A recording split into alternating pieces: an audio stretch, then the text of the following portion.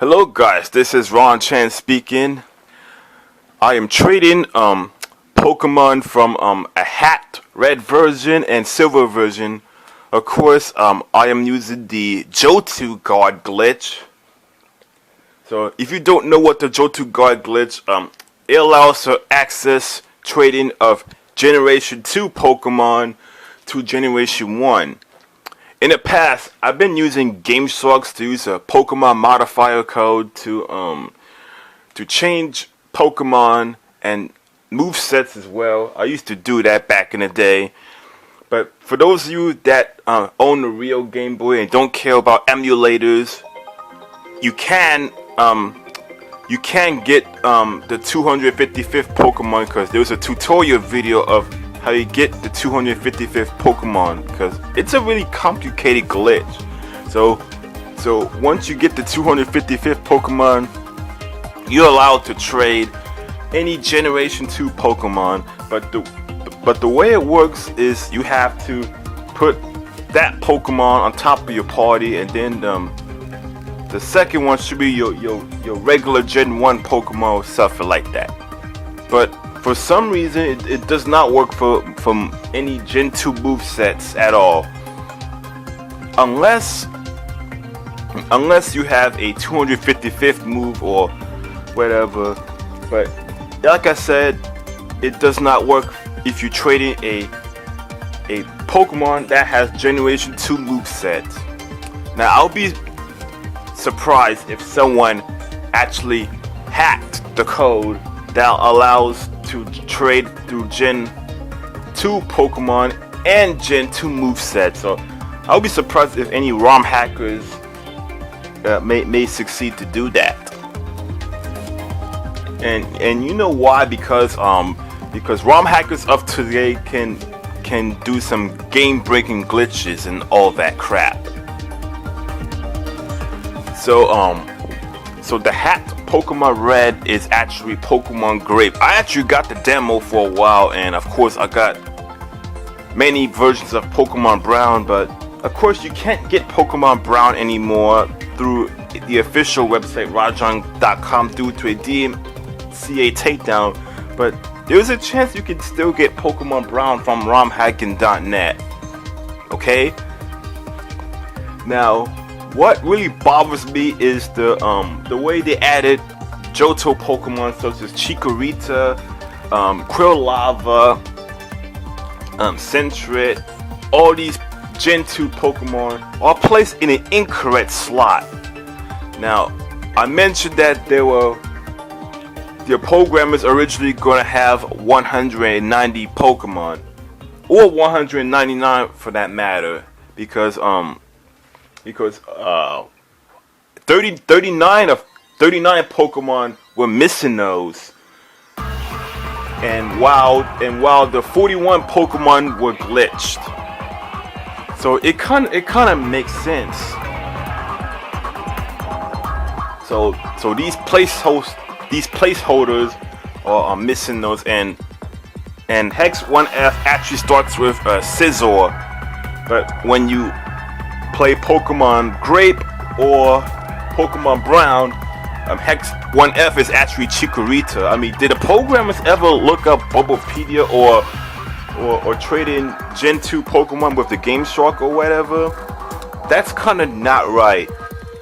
So I would like to know is how the hell you hacked, or I'm not sure. I hope there's an assembly code where you can transfer all the graphic data and the move sets and everything in the correct slot. But yeah, Misino. Well, Misino may have different cries, but it got the same graphic, the same move sets. But yeah, whatever. There is a little magic to it. When you have a 255th Pokemon on top of your party, the game never realized what kind of Pokemon below that. But the same goes for bug catching contests or everything. But of course, there's also a tutorial to get rid of the 255th Pokemon. as well. If you go to a bug catching contest and you have the 255th Pokemon at the bottom of your party, do that. But if you exit the contest and you got all your Pokemon back, it's gone. It treated as a regular one. So it's kind of like adding the 6th slot there. Also, for those who are wondering about Celebi, Celebi is the only Pokemon you cannot trade through Generation 2 to Generation 1 because Celebi does not recognize or being registered at the time. But who cares about Celebi, because Celebi is actually the same stats as Mew. So if for those that want to Celebi in Generation 1, just catch a Mew and then use a Pokemon modifier cheat with the Game Shark, rename it to Celebi and give it some attacks such as Psychic, Leech Seed, all that stuff. And also for those who are wondering, what about the Pokemon Stadium series? Well, if I'm using a modified Pokemon Red and use the Pokemon Stadium series, the game does not register these Pokemon at all. Especially Pokemon Stadium 2. The way Pokemon Stadium 2 reads the data from the transfer pack, it is completely different. So let's say you have a Scizor in Pokemon Red with the exact stats. The game does not read Scizor at all. It reads Ditto. And of course, Pokemon Stadium 2 isn't that stupid. So the game actually knows what Pokemon is reading. So all these Gen 2 Pokemon in Pokemon Stadium 2 are actually Dittos.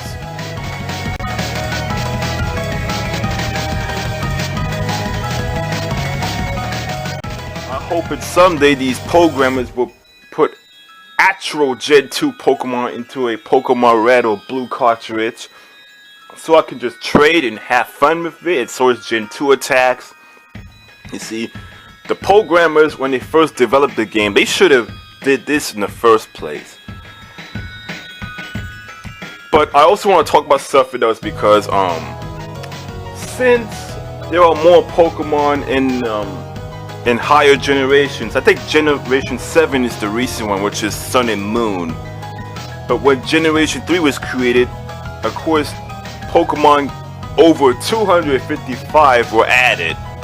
So a programmer might thinking, I might add more than 255 Pokemon on Generation 1 or Generation 2 games. It can be possible if you're a hardcore programmer, but I don't think it's possible since the original Game Boy uses the Z80 code and you can go only up to 255. But however, it is impossible for that to do that on a very small cartridge. But if you're a programmer, you probably got no choice but to do a port or remake of Pokemon Red, Blue, Yellow, and Green as a PC platform engine to get more Pokemon, attacks from other generations, and much more. But oh no! When it comes to touching their intellectual property, Nintendo will do a cease and desist letter and shut that game down. That would be cool if someone do a Pokemon Red, Blue, Yellow, Green remake. Yes, an 8-bit game with